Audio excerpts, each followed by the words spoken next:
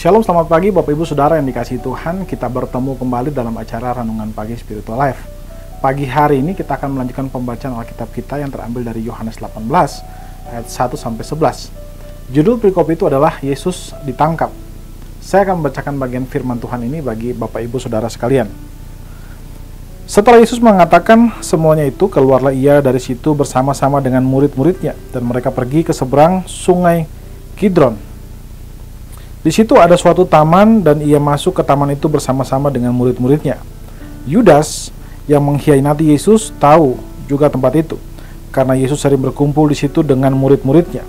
Maka datanglah Yudas juga ke situ dengan sepasukan prajurit dan penjaga bait Allah yang disuruh oleh imam-imam kepala dan orang-orang Farisi, lengkap dengan lentera,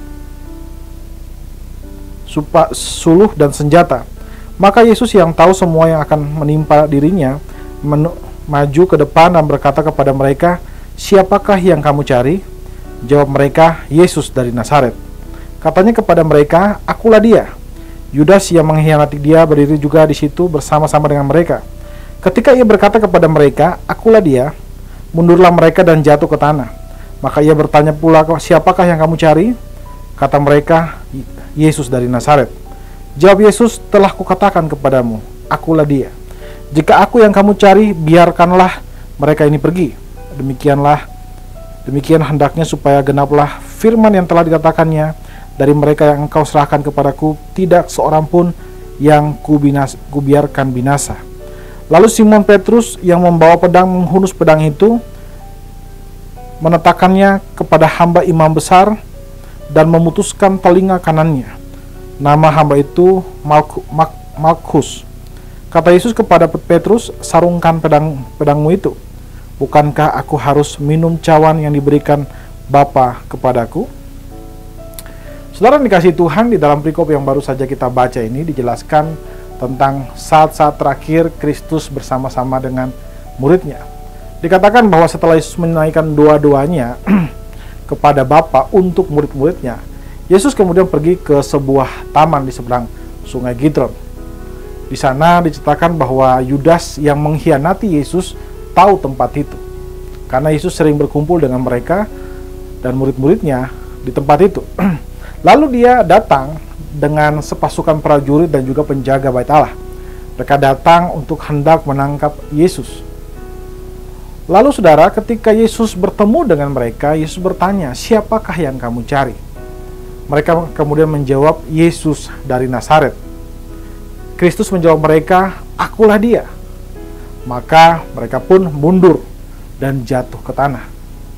Melihat hal itu, Simon Petrus yang membawa pedang kemudian mencabut pedangnya dan menebas telinga dari hamba seorang imam besar. Hamba imam besar itu dikatakan bernama Malkus. Namun Kristus kemudian menegur Petrus. Kata Kristus kepada Petrus, "Sarungkan pedangmu itu. Bukankah aku harus minum cawan yang diberikan Bapa kepadaku?" Saudara yang dikasihi Tuhan, di dalam ayat-ayat yang baru saja kita baca ini, kita dapat mempelajari tentang kasih, kuasa, dan juga ketaatan Kristus kepada Bapa. Kuasa Kristus terlihat dari rebahnya orang-orang yang ingin menangkap Kristus.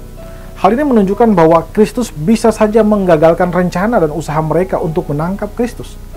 Tapi Kristus memilih menyerahkan dirinya untuk disalibkan karena kasihnya kepada kita dan ketaatannya kepada Bapa.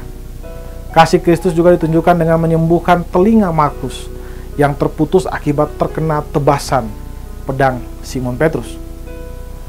Saudara, ketaatan Kristus kepada Bapa merupakan salah satu teladan yang sangat penting untuk kita ikuti sebagai orang percaya.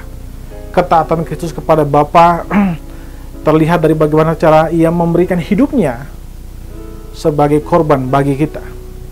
Ia pun mampu melihat kasih Allah di balik seluruh penderitaan yang akan ia alami sebagai seorang manusia. Saudara, firman Tuhan hari ini mengajarkan kita untuk taat kepada Bapa, serta percaya bahwa Bapa memiliki rencana yang terbaik untuk memanifestasikan kasih-Nya kepada kita. Saudara, memang seringkali kebenaran itu terlihat kalah. Orang-orang jahat yang mungkin membenci akan kebenaran itu terlihat menang. Dan mereka pun seringkali kita melihat mereka merasa beruntung dengan segala kejahatan-kejahatan mereka. Sebaliknya, kadang-kadang orang-orang percaya kita melihatnya sebagai orang-orang yang malang, karena mungkin mengalami sakit, mengalami penipuan, dan sebagainya. Namun percayalah bahwa Allah seringkali mengizinkan hal-hal yang tidak menyenangkan terjadi dalam hidup kita, karena Ia ingin mengerjakan sesuatu yang jauh lebih besar daripada yang pernah kita pikirkan sebelumnya. Karena itu saudara, sebagai orang percaya, marilah kita menjadi orang yang selalu percaya kepada rencana Allah yang besar bagi hidup kita. Saudara, mari kita mengambil waktu sejenak untuk merenungkan firman Tuhan yang baru saja kita dengarkan. Saudara, apakah hari-hari ini saudara sedang menghadapi berbagai persoalan dan situasi-situasi yang sulit? Saudara, marilah mengambil waktu sejenak untuk mendoakan hal tersebut. Berdoalah untuk meminta anugerah Allah agar memampukan saudara untuk tetap percaya kepada rencana Allah dan kedaulatan Allah atas hidup saudara.